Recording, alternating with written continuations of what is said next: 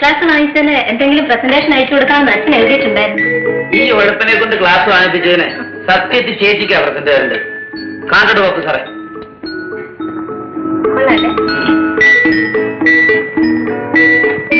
Hi, നല്ല മുഴക്കം. കിണ്ണത്തിൽ ഈർക്കിൽ വെച്ച് കൊട്ടുന്ന പോലുണ്ട്.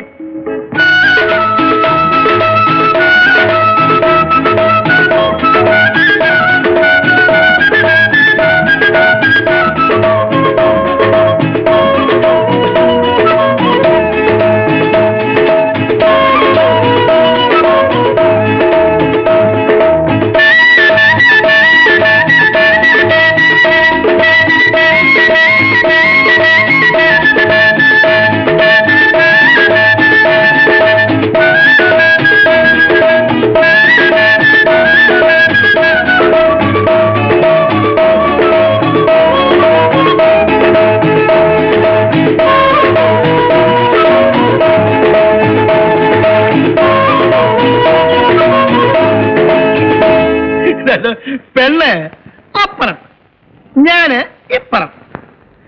ഞങ്ങള് രണ്ടുപേരുടെ ഇടയില് ദാണ്ടെ ഇതുപോലെ ഒരു സ്ക്രീൻ. എനിക്ക് പെണ്ണിന്റെ കാല് മാത്രം കാണാം. പെണ്ണ് കാണാൻ ചെന്ന ഞാന് അങ്ങ് അയ്യേന്നായിപ്പ്. പെണ്ണിന്റെ അമ്മാവനാണെങ്കിൽ ഉഗ്രപ്രതാപശാലി. പെണ്ണിനെ നേരിട്ട് കാണണമെന്നോട്ടോ അങ്ങനെ പറയാനൊപ്പോ? പെണ്ണിന്റെ ഒരവയവം കാണിച്ചു തരാം അമ്മാവൻ. അതിൽ നിന്നും പെണ്ണിന്റെ സൗന്ദര്യം നമ്മൾ മനസ്സിലാക്കിക്കൊള്ളണം. അത്രേ. പെണ്ണിന്റെ അവയവം കാണണം അമ്മാവന്റെ ഒരു ചോദ്യം. ഞാനിങ്ങനെ ആലോചിച്ചു. പെണ്ണിന്റെ കാല് മാത്രം കണ്ടാൽ മതി. ഞാൻ അങ്ങോട്ട് മറുപടി പറഞ്ഞു. കാരണം ശ്രീരാമേന്ദ്രൻ സീതയെ കാണാൻ ചെന്നപ്പോൾ ദശരഥൻ ഇതുപോലൊരു ചോദ്യം ചോദിച്ചു. അന്ന് ശ്രീരാമേന്ദ്രൻ പറഞ്ഞ മറുപടി രാമായണത്തിലുണ്ട്. നിൽ ശരീരം താങ്ങി നിൽക്കും രണ്ടു കാലുകൾ കണ്ടാൽ പോരും, അങ്ങനെ മൗലേ നിന്റെ സൗന്ദര്യം ഞാൻ ഗ്രഹിച്ചിടാം. അത് ഞാൻ പെണ്ണ് കാണാൻ പോയ അന്തക്കാലം. ഇന്നത്തെ അത് പോലും പറഞ്ഞാൽ നിങ്ങൾ സമ്മതിക്കത്തില്ല. രതിയെ വേണമെങ്കിൽ ഇപ്പൊ വിളിച്ച് കാണിച്ചു തരാം. അയ്യോ, ഇത് രതിയല്ല കേട്ടോ. അല്ല, ആമ്പിള്ളയുടെയും പെമ്പിള്ളയുടെയും വേഷം കണ്ട അവര് തിരിച്ചറിയാനോ ഒക്കത്തില്ല.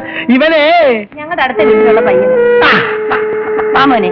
ഇനിയിപ്പം ഇവളെ പെണ്ണ് കാണാൻ വന്നപ്പം ഇവളെ പെറ്റ് കിടക്കുക.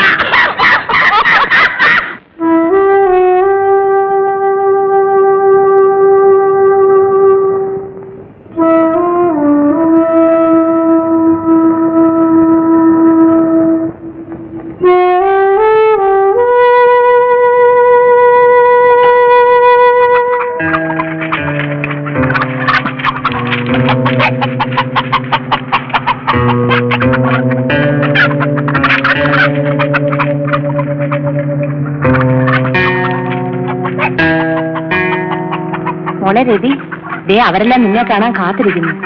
ഒന്ന് വന്നേ. എടി, എന്നെ കാണാനല്ല, നിന്നെ കാണാനാ. വേഗം വാ.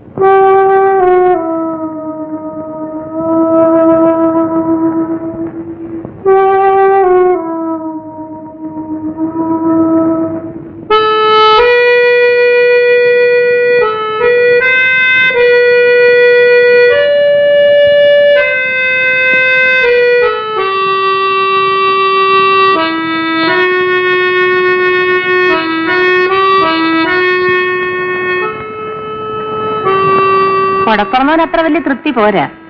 നേര് പറയാമല്ലോ, എനിക്ക് ആ കൊച്ചനെ ഇഷ്ടമായി. ഒരുമാതിരി കഴിഞ്ഞുകൂടാനുള്ള ചുറ്റുപാടും വരുമാനം ഒക്കെ ഇല്ലേ? അതുണ്ട്. എങ്കിൽ പിന്നെ ഇനി ഒന്നും ആലോചിക്കണ്ട, അതങ്ങ് നടത്തിക്കളയാം.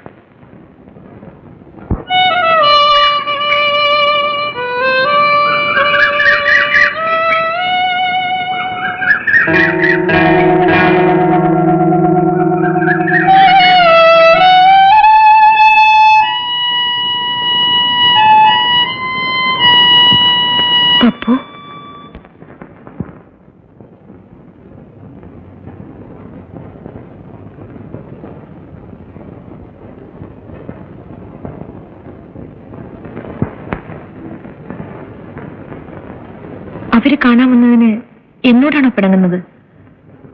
അതിന് ഞാനാണോ ഉത്തരവാദി? അല്ലെങ്കിൽ എങ്ങനെ അയാളുടെ മുന്നിൽ പോയത്? പോയെന്ന് വെച്ച് ഇനിയിപ്പൊ കല്യാണം, അത് കഴിയുമ്പോഴും ചോദിക്കാമല്ലോ ഞാനാണ് ഉത്തരവാദി എന്ന്.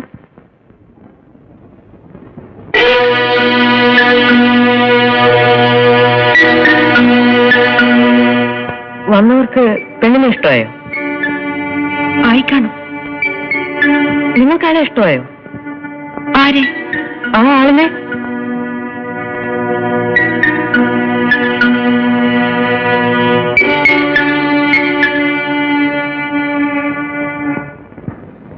പിന്നെന്തിനാ ആളിനെ കല്യാണം കഴിക്കുന്നേ? ആര് പറഞ്ഞു ഞാൻ അയാളെ കല്യാണം കഴിക്കുമെന്ന്? ഇല്ലേ? പറയൂ, ഇല്ലേ? അയ്യോ,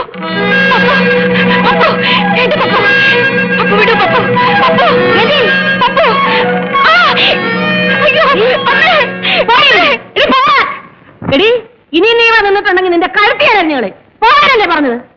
എന്താ ചേച്ചി, എന്താ ഇത്? മോനോട് ചോദിക്ക്. എന്താടാ എടാ, എന്താന്ന്? ഒരു കാര്യം ഞാൻ പറഞ്ഞേക്കാം, എന്റെ മോളെ ഞാൻ നിലയ്ക്ക് നിർത്തിക്കോളാം. നിങ്ങളുടെ മോനെ ഇനി അങ്ങോട്ടെങ്ങാനും കണ്ടിട്ടുണ്ടെങ്കിൽ ഇപ്പൊ ഞാൻ ഇത്രേ പറയുന്നുള്ളൂ. നീ ഒന്ന് ഒച്ച വെച്ചാൽ നാരായണി, നാട്ടുകാരറിഞ്ഞാൽ നിന്റെ മോക്ക് തന്നെയാ ദൂഷ്യം. കണ്ടോ, എന്റെ മോക്ക് തന്നെയാണ് ദൂഷ്യം. അവള് നിങ്ങളുടെ ആരും അല്ലല്ലോ. എന്റെ ആരുമല്ലെന്ന് ഞാൻ പറഞ്ഞു.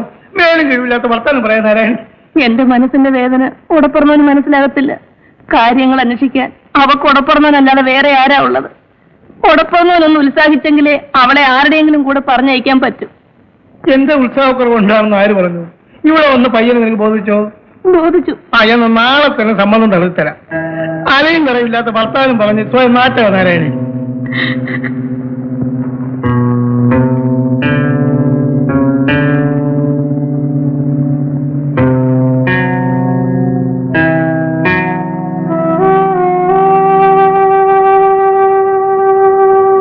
എങ്ങോട്ടാണ് ഒരുങ്ങിച്ചമഞ്ഞ്?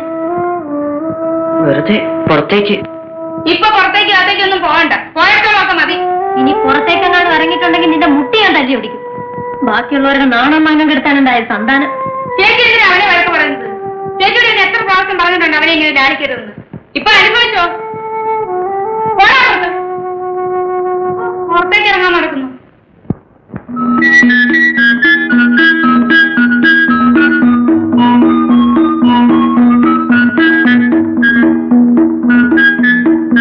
മതി മതി, ഈ വീട്ടിന്റെ മുറ്റത്തുള്ള കളിയും തമാശയൊക്കെ മതി. പോവള്ളാരെ അവിടുന്ന്, പോരാടുന്നു. നിന്നെ ഒന്ന് വീട്ടിൽ കയറ്റാൻ കൊള്ളത്തില്ലടാ. ഈ കുഞ്ഞുങ്ങളോടാണോ നാരായണി നില ചൗര്യം? ഇവരെ വഴക്ക് പറയാൻ നിനക്ക് എന്താ അധികാരം? അല്ല, എന്താ അധികാരം? ഞാൻ പിന്നെ എന്ത് വേണം? മിണ്ടാതിരിക്കണോ? മിണ്ടാതിരിക്കണം. 2 ദിവസം കൂടെ കഴിഞ്ഞാൽ ആ ചെറുക്കൻ കോളേജിൽ പോകും. അതിനിടയിൽ നിന്റെ ശബ്ദം ഇവിടെ കേട്ടുപോയാൽ അട്ടിച്ച് നിന്റെ കർണക്കുട്ടി ഞാൻ പൊട്ടിച്ചളെ.